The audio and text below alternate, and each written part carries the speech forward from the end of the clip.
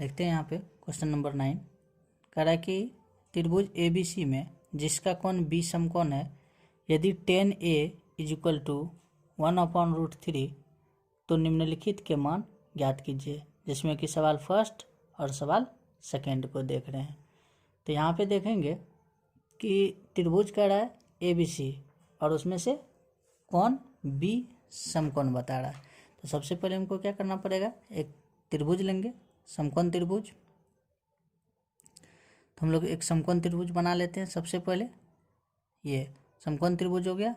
चूँकि ये 90 डिग्री का एंगल है तो यहाँ पे B को रखेंगे सवाल के अनुसार।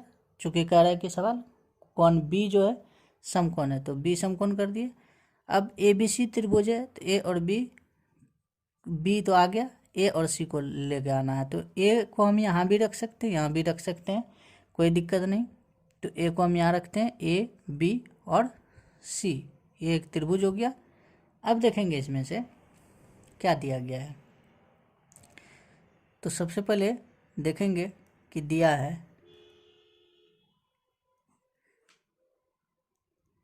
क्या दिया है। तो tan A is equal to 1/√3। तो यहाँ पे देखेंगे कि tan A का वैल्यू दिया गया है और यहाँ पे सवाल नंबर फर्स्ट में sin A into cos C plus cos A into sine C का, और दूसरे नंबर के सवाल में देखेंगे cos A into cos C minus sin A into sine C। तो यहाँ पे देखेंगे कि सबसे पहले हम क्या करेंगे कि cos और sin ये दोनों कोण से, दोनों न्यून कोण से, न्यून कोण A से भी और न्यून कोण C से भी, दोनों से हम उसका वैल्यू ज्ञात कर लेते हैं। तो सबसे पहले देखते हैं कि tan A is equal to 1/√3 दिया गया है। तो tan का क्या हो जाता है फॉर्मूला, P/B होता है। तो यहाँ पे क्या होगा 1/√3। तो P का वैल्यू 1, B का वैल्यू √3 होता है। तो सबसे पहले अब क्या करेंगे, H का वैल्यू ज्ञात करेंगे। H बराबर क्या होता है √P² प्लस B²। तो यहाँ पे देखेंगे P², तो P² में P का वैल्यू कितना 1 का स्क्वायर प्लस B का वैल्यू √3। तो √3 का स्क्वायर करते हैं तो 1 का स्क्वायर 1 हो जाएगा और √3 का स्क्वायर करेंगे तो 3 हो जाएगा। तो क्या हो गया मेरा,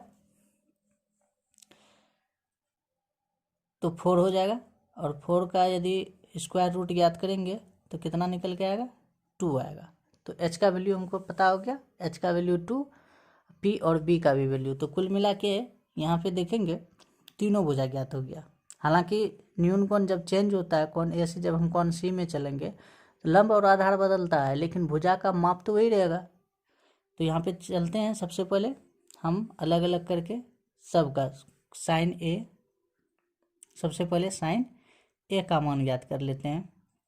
तो साइन A का मान ज्ञात करने से मतलब है कि साइन A इस कोण से चलेंगे तो इसके आधार से चलेंगे तो लंब मेरा ये होगा, आधार ये होगा, यानी कि लंब मेरा BC और आधार AB हो जाएगा। तो साइन A से जब चलेंगे तो लंब यानी कि P/H होता है। तो P का वैल्यू लंब मेरा क्या हो जाएगा, यहाँ पे BC हो जाएगा, और H यानी कि कर्ण तो मेरा वही रहेगा AC ही, तो AC हो जाएगा। तो यहाँ पे देखेंगे कि BC अर्थात P/H। तो यानी कि देखेंगे यहाँ पे P क्या कह रहा है मेरा 1 और H 2, तो 1/2 ये साइन A का वैल्यू आ गया। इस प्रकार से हम cos A का भी वैल्यू निकाल सकते हैं। cos A is equal to क्या हो जाएगा, तो cos A बराबर क्या हो जाता है B/H, यानी कि आधार बटे कर्ण होता है। तो यहाँ से जब चलेंगे, कोण A से जब चलेंगे तो आधार मेरा AB हो जाएगा और कर्ण AC रहेगा। तो आधार यहाँ पे क्या लिखेंगे AB और कर्ण AC, तो AB आधार हो जाएगा यहाँ पे, अर्थात B/H। तो B का वैल्यू कितना √3 और H का वैल्यू 2। तो इस प्रकार से हम देख रहे हैं कि यहाँ पे साइन A और cos A का वैल्यू ज्ञात हो गया। पहले साइन C ज्ञात करते हैं। तो साइन C कहने का मतलब है कि अब हम यहाँ पे इसके आधार से चलेंगे, तो साइन C के आधार पे चलेंगे। यहाँ पे देखते हैं चित्र में, तो इसके आधार से चलेंगे तो साइन C, चूँकि P अपॉन H होता है, अर्थात इस कोण से जब चलेंगे तो इसका लंब क्या हो जाएगा, AB हो जाएगा और इसका कर्ण AC हो जाएगा। तो यहाँ पे क्या लिखेंगे हम, AB, क्या लिखेंगे, AB अपॉन AC लिखेंगे। तो AB का वैल्यू कितना आ रहा है, √3 आ रहा है, √3 लिखेंगे और AC का वैल्यू 2 आ रहा है, 2 लिखेंगे। अब यहाँ पे cos C भी ज्ञात कर लेते हैं। तो cos C में देखेंगे क्या कर रहा है, तो इसके आधार से फिर चलेंगे, चित्र में देखते हैं cos C के आधार से, तो ये आधार BC अपॉन AC हो जाएगा यहाँ पे, तो BC अपॉन AC। तो यहाँ पे क्या लिखेंगे, 1/2। तो ये इस प्रकार से हम देख रहे हैं कि sin A cos A sin C और cos C, इसका वैल्यू ज्ञात हो गया। तो अब हम यहाँ से क्वेश्चन नंबर 1 को देखेंगे। तो क्वेश्चन नंबर 1 का आ रहा है मेरा sin A into cos C plus cos A into sin C। तो यहाँ पे देखेंगे sin A, तो sin A मेरा कितना है, 1/2 है। तो यहाँ पे क्या लिखेंगे, 1/2 लिखेंगे, इंटू है तो गुना का चिन्ह, और यहाँ पे cos C, तो cos C का वैल्यू 1/2 आ रहा है। फिर यहाँ पे प्लस है तो प्लस cos A का वैल्यू √3/2 इंटू sin C का भी वैल्यू √3/2 आ रहा है। अब यहाँ पे देखेंगे कि अंश अंश में मल्टीप्लिकेशन होगा, तो 1 गुना 1 करेंगे तो 1 होगा, 2 गुना 2 करेंगे तो 4 हो जाएगा। फिर प्लस √3 गुना √3 करेंगे तो कितना हो जाएगा, 3 होगा, और 2 गुना 2 करेंगे तो 4 होगा। 4 और 4 का एलसीएम निकालेंगे तो मेरा कितना हो जाएगा, 4 हो जाएगा। तो 1 + 3 = 4/4, ये कैंसिल होके 1। तो यानी कि ये 1 नंबर का आंसर निकल गया। अब इसी में से देखेंगे सवाल दूसरा क्या कह रहा था। दूसरे नंबर के सवाल में कह रहा था कि cos A into cos C into cos C minus sin A into sin C। तो cos A का वैल्यू √3 था, √3/2 था, और गुना cos C का वैल्यू कितना था, 1/2 था। तो माइनस यहाँ पे करेंगे तो sin A का वैल्यू यहाँ पे देखेंगे 1/2, और गुना sin C, तो sin C का वैल्यू कितना था मेरा, √3/2। तो यहाँ पे गुना करेंगे तो क्या हो जाएगा, √3/4 और माइनस √3/4। तो यानी कि 4 √3/4 माइनस √3/4, तो ये दोनों टर्म कैंसिल हो जाएगा, घटेगा तो सम संख्या है, जब घटेगा तो क्या बचेगा मेरा, 0। तो इस प्रकार से हम क्वेश्चन नंबर 9 के दोनों सवाल को आसानी से सॉल्व कर सकते हैं। तो अब हम लोग देखेंगे क्वेश्चन नंबर 10 क्या कर रहा है। तो क्वेश्चन नंबर 10 में देखेंगे, बता रहा है कि त्रिभुज PQR में जिसका कोण Q समकोण है, PR + QR = 25 सेंटीमीटर और PQ 5 सेंटीमीटर है, sin P cos P और tan P के मान ज्ञात कीजिए। तो यहाँ पे सबसे पहले देखेंगे कि एक समकोण त्रिभुज बनाना पड़ेगा हमको। तो यहाँ पे समकोण त्रिभुज बनाते हैं एक, ये हो गया मेरा समकोण त्रिभुज, जिसमें कह रहा है कोण Q समकोण है, तो कोण Q समकोण रखेंगे, और कह रहा है कि PR, तो यहाँ पे P और R बैठा रही है, PQR एक समकोण त्रिभुज बन गया जिसमें Q समकोण। चूँकि P और R का कोई कंडीशन नहीं दिया गया, हम यहाँ पे भी P को रख सकते हैं और यहाँ भी रख सकते हैं, अपनी सुविधा के अनुसार डिपेंड करता है कि कहाँ पे एडजस्ट करना है।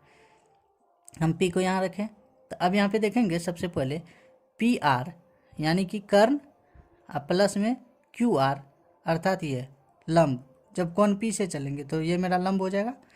तो कर्ण और लंब का योग 25 है, PQ आधार जो है 5 है। तो यहाँ पे सबसे पहले हम क्या करेंगे, तीनों भुजा को ज्ञात करना होगा, तो फिर उसके बाद आसानी से हम सभी मान ज्ञात कर सकते हैं। तो यहाँ पे तीनों भुजा ज्ञात करेंगे तो देखेंगे कि सबसे पहले जो मेरा दिया गया है उसी से ज्ञात करने का प्रयास करेंगे। तो मेरा दिया है, क्या दिया है, तो P R plus Q R is equal to 25 cm, ये कंडीशन दिया गया है। तो यहाँ पे ज्ञात करने के लिए क्या करेंगे, सबसे पहले मान लेते हैं कि माना कि कोई भी दोनों में से कोई एक टर्म को मान लेते हैं। तो हम चलो यहाँ पे क्यू आर मान लेते हैं कि Q R is equal to x centimetre, कुछ वैल्यू होगा क्यू आर का, एक्स में मान लिए। तो मेरा तब क्या हो जाएगा, यहाँ पे पी आर यदि ज्ञात करना चाहेंगे तो ये वाला टर्म मेरा इधर आ जाएगा, माइनस में आ जाएगा, अर्थात हम इसको लिख सकते हैं 25 माइनस क्यू आर, और क्यू आर को माने हैं एक्स, तो यहाँ पे हम लिख सकते हैं 25 माइनस एक्स, ये मेरा पी आर का वैल्यू हो गया। और मेरा क्या दिया गया है, यहाँ पे दिया गया है P Q is equal to 5 centimetre. तो यहाँ पे देखते हैं कि क्यू आर एक्स हो गया, पी आर मेरा क्यू आर ये एक्स है, पी आर अर्थात कर्ण 25 माइनस एक्स है, और पी क्यू ये नीचे का आधार 5 है। तो यहाँ पे x के रूप में पहले यहाँ पे x का मान ज्ञात करना पड़ेगा। तो हम देखते हैं पाइथागोरस प्रमेय से, पाइथागोरस प्रमेय से, तो पाइथागोरस प्रमेय से चलेंगे तो क्या हो जाएगा मेरा, तो होता है कि कर्ण बराबर, यानी कि कर्ण स्क्वायर बराबर लंब स्क्वायर जोड़ आधार स्क्वायर। तो कर्ण मेरा क्या है पी आर, तो पी आर पे स्क्वायर हो जाएगा इज इक्वल टू क्या हो जाएगा लंब स्क्वायर। तो लंब जब कौन पी से चलेंगे तो लंब मेरा क्यू आर बनता है, तो क्यू आर स्क्वायर प्लस आधार स्क्वायर अर्थात पी क्यू स्क्वायर हो जाएगा। तो यहाँ पे देखेंगे पी आर का वैल्यू कितना 25 माइनस एक्स, तो 25 माइनस एक्स रखेंगे, इस पे स्क्वायर हो जाएगा बराबर क्यू आर क्या है एक्स है, एक्स माने हैं तो एक्स हो जाएगा, इस पे स्क्वायर होगा प्लस पी क्यू स्क्वायर अर्थात 5 है, तो यहाँ पे 5 पे स्क्वायर लिखेंगे। या तो यहाँ पे चलेंगे तो इसको ए माइनस बी का होल स्क्वायर करेंगे, तो ए माइनस बी का होल स्क्वायर बराबर क्या हो जाता है ए स्क्वायर अर्थात 25 पे स्क्वायर माइनस 2ab, तो 2 ए के जगह पे 25, बी के जगह पे x प्लस बी स्क्वायर अर्थात x square is equal to यहाँ पे क्या हो जाएगा एक्स स्क्वायर प्लस 25, चूँकि 5 का स्क्वायर 25। तो यहाँ पे देखेंगे 25 का स्क्वायर करेंगे तो कितना हो जाएगा 625, ये हो जाएगा माइनस ये 25 का मल्टीप्लाई 2 से करेंगे तो 50x हो जाएगा प्लस एक्स स्क्वायर होगा बराबर एक्स स्क्वायर प्लस 25। तो यहाँ पे देखेंगे दोनों बगल क्या आ रहा है, दोनों साइड में एक्स स्क्वायर, ऐसे भी यहाँ पे देखेंगे ये प्लस में है, इधर आके क्या हो जाएगा माइनस में होगा, तो कैंसिल ही होना है, तो इसलिए इस टर्म को कैंसिल कर देते हैं। अब मेरा क्या बचता है आगे, तो आगे देखेंगे इस वाले टर्म को अचर पद को हम राइट हैंड में लेकर चलते हैं, तो मेरा इधर बचता है -50x इज इक्वल टू इधर 25 पहले से मौजूद है, ये प्लस से इधर आके माइनस में 625 आएगा, तो मेरा क्या बचेगा फिर -50x इज इक्वल टू -600, चूँकि ये 25 माइनस में, ये प्लस में है, ये माइनस में है तो घटेगा यहाँ पे, तो कितना बचेगा 600, तो माइनस माइनस तो कैंसिल ही। अब यहाँ पे यदि 50 से इसको डिवाइड कर दें तो कितना बार में डिवाइड हो जाएगा 12, है ना, तो 12 पंचे 60 कैंसिल हो जाएगा, तो इसलिए मेरा क्या निकल के आया, इसलिए x का वैल्यू कितना निकल के आया 12, तो ये x का वैल्यू निकल के आ गया।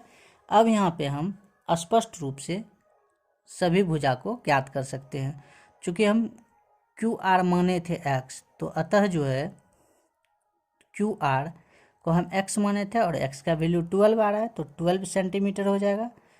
पी आर जो है कि पी आर माने थे 25 माइनस एक्स होता था, इसलिए यहाँ पे क्या करेंगे 25 माइनस 12 करेंगे तो कितना हो जाएगा 13 सेंटीमीटर। अब प्लस में देखेंगे कि पी क्यू मेरा 5 सेंटीमीटर दिया गया था। तो इस प्रकार से तीनों भुजा का वैल्यू हमको पता हो गया। अब हमको ज्ञात करना था साइन पी, है ना। क्या ज्ञात करना था? साइन पी, कॉस पी और टेन पी। तो साइन पी के हिसाब से चलेंगे।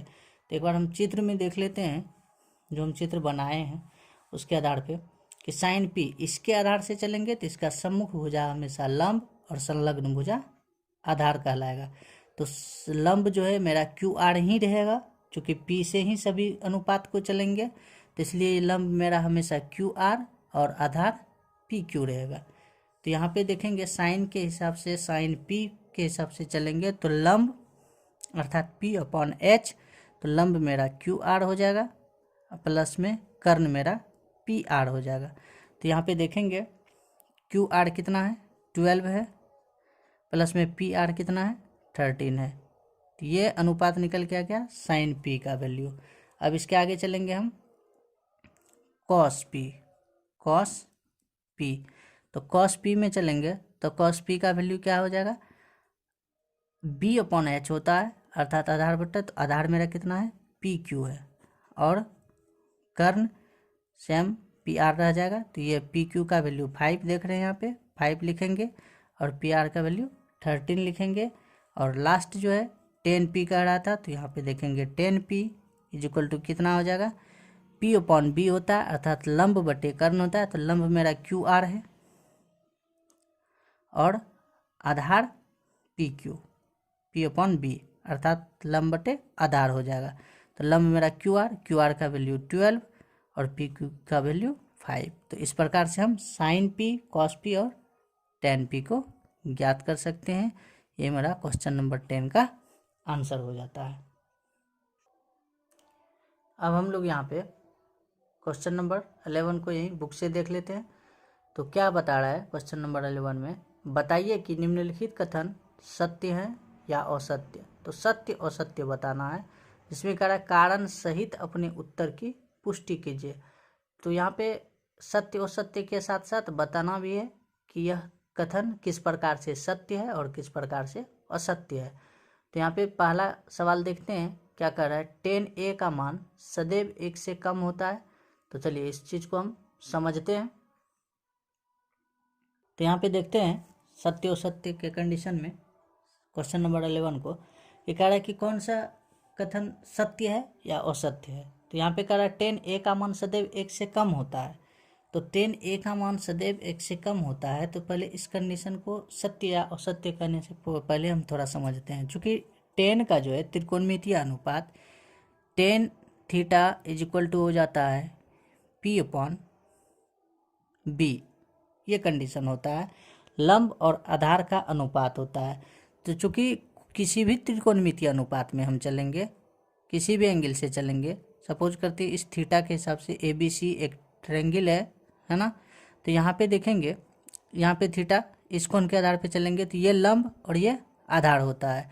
तो ये भुजा पे डिपेंड कर जाता है। यदि हम यहाँ पे बात करेंगे पाइथागोरस प्रमेय के अनुसार से, तो यदि हम इसको 4 और इसको 3 और इसको 5, तो ये प्रमाणित है कि ये 4, 3 और 5 होगा। तब यहाँ पे क्या देखते हैं, यहाँ पे 4/3 हो जाता है। तो इसका वैल्यू क्या निकल के आता है? 1.33 के एवं में आता है। तो यहाँ पे क्या है? 1 से बड़ा हो जा रहा है। और यदि यही कंडीशन हम चेंज कर दें, आधार को चेंज कर दें, यदि हम यहाँ पे 3 और यहाँ पे 4 रखेंगे, तो मेरा वैल्यू क्या निकल के आ जाएगा? तो P/B के हिसाब से 3/4, तो यहाँ पे डिवाइड करेंगे तो ये मेरा 7/5 के आसपास आएगा। तो यहाँ पे क्या देखते हैं कंडीशन, कि यहाँ पे एक से वैल्यू कम भी हो सकता है और ज़्यादा भी हो सकता है। लेकिन वहाँ पे कंडीशन क्या कह रहा है कि यह सदैव 1 से कम होता है। तो ये कथन मेरा क्या हो जाएगा? बिल्कुल असत्य हो जाएगा। में कोई कंडीशन नहीं, ये कथन हो जाएगा मेरा असत्य। तो क्यों हो जाएगा असत्य? तो क्योंकि 10a का मान, 10a का मान जो है भुजाओं के अनुपात पे निर्भर करेगा। भुजाओं का कहने का मतलब लंब और आधार पे। तो भुजाओं के अनुपात पर निर्भर करता है, के अनुपात पर निर्भर करता है। अर्थात जो है कि ये भुजा कुछ भी हो सकता है, तो इसलिए जो है कि ये चीज़ चेंज हो जाएगा, कंडीशन ये असत्य हो जाएगा, बिल्कुल असत्य हो जाएगा, चूँकि ये जो है असत्य होगा क्योंकि टेन का मान भुजाओं के अनुपात पे निर्भर करता है। भुजा कुछ भी हो सकता है, ये जरूरी नहीं कि 3 4, यहाँ पे कुछ भी 12 5 और 13 को भी हम सिद्ध करके देख सकते हैं कि पाइथागोरस प्रमेय को फॉलो कर रहा है। यदि हम यहाँ पे 12 और यहाँ पे 5 लेकर चलेंगे तो वहाँ पे मेरा वैल्यू ज़्यादा हो सकता है। तो यहाँ पे कह रहा है कि 10 का मान सदैव 1 से कम होता है, तो ये तो बात बिल्कुल असत्य होगा। तो अब क्वेश्चन नंबर हम अगला चलेंगे, तो इसमें दूसरा नंबर कथन देखते हैं क्या कह रहा है। कथन दूसरा कह रहा है कि कौन ए के मान, कह रहा है कौन ए के किसी मान के लिए जो है sec a is equal to 12/5। अब यहाँ पे देखते हैं, कह रहे किसी मान के लिए जो है कि 12/5 हो सकता है। तो sec का देखते हैं कि यहाँ पे क्या है कि sec a is equal to 12/5 है। तो यहाँ पे क्या देखते हैं कि sec a का वैल्यू क्या होता है, cos का अपोजिट होता है, तो cos का b/h होता है, तो इसका h/b होगा, h/b होगा। तो यहाँ पे देखते हैं कि h का वैल्यू हमेशा बड़ा होगा, चाहे वो किसी भी स्थिति में रहे, h का वैल्यू हमेशा बड़ा होगा, और b का वैल्यू या p का वैल्यू हमेशा कम होता है। तो यहाँ पे क्या देख रहे हैं कंडीशन, तो sec a कह रहा है किसी मान के लिए, तो p का वैल्यू कुछ भी हो सकता है, यहाँ पे h और b का मान यहाँ पे 12/5 दिया गया है। तो ये कंडीशन, ये स्थिति, ये कथन सत्य हो सकता है, क्योंकि h का वैल्यू तो बड़ा है ही, तो इसलिए इस कंडीशन को हम क्या कहेंगे, सत्य की कंडीशन में रखेंगे, क्योंकि जो है कि h का मान बड़ा होना चाहिए, तो h का मान बड़ा निकल के आ ही रहा है। तो अब हम फटाफट चलते हैं क्वेश्चन नंबर 3 में। तो क्वेश्चन तीसरा यानी कि 11 का तीसरा क्या कह रहा है, कह रहा है कि cos a जो है कि कौन ए के कोसेकेंट के लिए प्रयुक्त संक्षिप्त रूप है। तो यहाँ पे देखेंगे प्रयुक्त एक संक्षिप्त रूप है, तो यहाँ पे समझने का प्रयास करेंगे। कह रहा है कि ये इसका cos a जो है कि a के लिए कोसेकेंट के लिए प्रयुक्त एक संक्षिप्त रूप है। तो ये सर बिल्कुल गलत हो जाएगा, बिल्कुल असत्य हो जाएगा, क्योंकि हम लोग अच्छी तरह से जानते हैं ये कंडीशन असत्य होगा, डायरेक्ट कह सकते हैं असत्य। क्यों कहेंगे असत्य, चूँकि कारण भी बताना है, तो कारण को समझते हैं कि चूँकि जो है कि कोसेकेंट इसका संक्षिप्त रूप, इसका कोसेकेंट का संक्षिप्त रूप कोसेक होता है, ना कि कोसेक होता है, इसका संक्षिप्त रूप कोसेक होगा, ना कि cos a होगा। तो यदि हम cos a का बात करें तो cos जो है कि ये किसका संक्षिप्त रूप, कोसाइन का संक्षिप्त रूप है, ये कोसाइन का संक्षिप्त रूप है cos a। तो यहाँ पे कह रहा है कि cos a जो है कि a के लिए कोसेकेंट के लिए प्रयुक्त एक संक्षिप्त रूप है, तो असत्य। चूँकि या कारण दे सकते हैं, क्योंकि है ना, ये जो है कि क्योंकि cos a यहाँ पे cos a कोसाइन का एक संक्षिप्त रूप है, ना कि कोसेकेंट का, तो इसलिए ये कंडीशन क्या हो जाएगा, असत्य हो जाएगा। अब हम लोग चौथा नंबर का क्वेश्चन देख लेते हैं, कथन देखते हैं। कह रहा है कि cot a cot और a का गुणनफल है, cot और a का गुणनफल है। तो यहाँ पे समझते हैं कि cot a, तो cot a जो है ये दिया गया है, तो कह रहा है cot a जो है कि cot और a दोनों का, यानी कहने का तात्पर्य है कि cot गुना a इज इक्वल टू ऐसा हो रहा है, नहीं, ये कंडीशन नहीं हो रहा है। तो ये कथन क्या हो जाएगा, असत्य होगा। इसका रीजन क्या है समझते हैं। तो इसका रीजन क्या है कि चूंकि ये कोण को दर्शाता है, किसी भी न्यून कोण को दर्शाता है, तो यहाँ पे कोण ए दिया गया है, थीटा भी हो सकता है या बी भी हो सकता है, सी भी हो सकता है, चेंज हो सकता है। इससे पहले वाले सवाल में हम देखेंगे कैसे जो है कि जैसे साइन ए साइन सी हो रहा था, तो ये सिर्फ कोण को दर्शाता है, अर्थात त्रिकोणमितीय अनुपात को हम किस न्यून कोण से लेकर चलेंगे इस कंडीशन को दर्शाता है। ये इसका गुणनफल नहीं होता है, चूँकि इसके बिना यदि हम कोण का वैल्यू हटा लें तो कोट कुछ भी नहीं है, वो सिर्फ त्रिकोणमितीय अनुपात को दर्शाने के लिए दिया जाता है, अर्थात इसका कोई अस्तित्व ही नहीं रहेगा, इसलिए ये इसका कभी गुणनफल नहीं हो सकता है। तो ये कथन भी असत्य हो जाएगा। हम इसका रीजन दे सकते हैं कि चूंकि जो है कि कोण के बिना अर्थात किसी भी एंगल के बिना जो है कोट का कोई अस्तित्व नहीं होता है, इसलिए जो है कि यह कथन असत्य होता है। तब अगला लास्ट देखेंगे कि इसमें क्या कह रहा है किसी भी, अगला लास्ट कह रहा है कि किसी भी कोण थीटा के लिए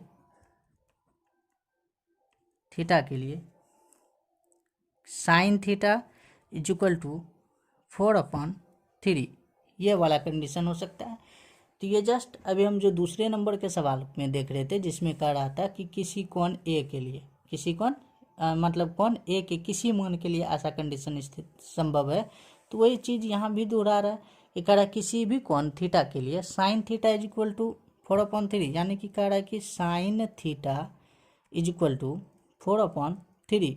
तो स्वाभाविक सा बात है, जैसा हम त्रिकोणमितीय अनुपात पढ़ते हैं कि साइन का वैल्यू जो है कि हमेशा P/H होता है, P/H होता है, यानी अर्थात लंब बटे कर्ण होता है। तो कर्ण जो है कि किसी भी समकोण त्रिभुज का सबसे बड़ी भुजा होता है। तो यहाँ पे जो है कि ये लंब से तो छोटा कभी हो नहीं सकता है, इस हिसाब से तो P का वैल्यू 4 और H का वैल्यू 3 आ रहा है, तो P का वैल्यू जो है कि कभी बड़ा नहीं हो सकता है कर्ण से। ये हम पिछले सवाल में भी समझाए, अभी सेक वाला में। तो यहाँ पे जो है कि P का वैल्यू कभी बड़ा नहीं हो सकता है, इसलिए ये कथन भी असत्य हो जाएगा। इसका भी कारण क्या होगा, सेम कारण कि यहाँ भी कि P का मान, लंब का मान जो है कभी कर्ण से बड़ा नहीं होता, इसलिए ये कथन क्या हो जाएगा, थीटा के किसी भी मान के लिए ये स्थिति संभव नहीं है, अर्थात ये कथन असत्य है। नेक्स्ट वीडियो में नेक्स्ट एक्सरसाइज के साथ, तब तक के लिए जय हिंद।